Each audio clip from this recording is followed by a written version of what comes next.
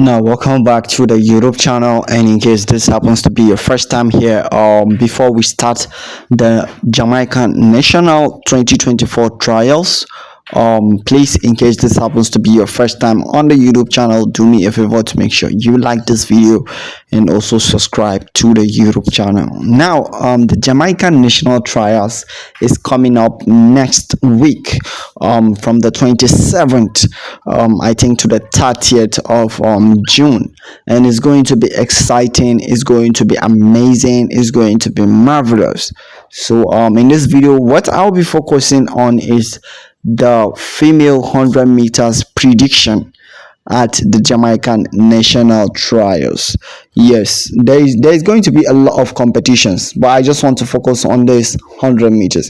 And here are my predictions. Now, Shelly and Fraser Pryce is going to come first position, right?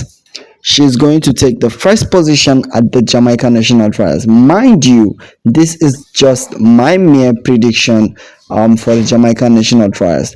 And the second position will definitely go to Shericka Jackson. Yes, Shericka Jackson will take the second position because she is always delivering, and I feel like she is almost the only female athlete in Jamaica that can do both 100 and 200 at the same time.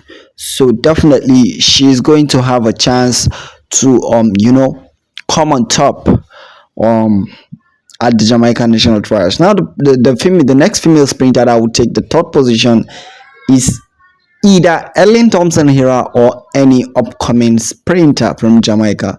Any upcoming young lady in the 100 meters from Jamaica will take the third spot, because Elaine Thomson Herah is not that much healthy, and it's definitely going to be disastrous if she failed to qualify for the Paris Olympic.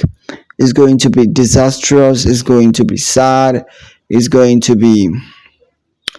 It's not going to be easy for her. Yeah, because there are a lot of young sprinters currently in Jamaica that also want to take her spot at the national trials. So if she wants to qualify, definitely she will have to work hard, tight her belt, and make sure she qualifies, because if she ends the qualification, it's more like she will have a chance to defend her double title in Paris Olympic. But if she fails, it's over.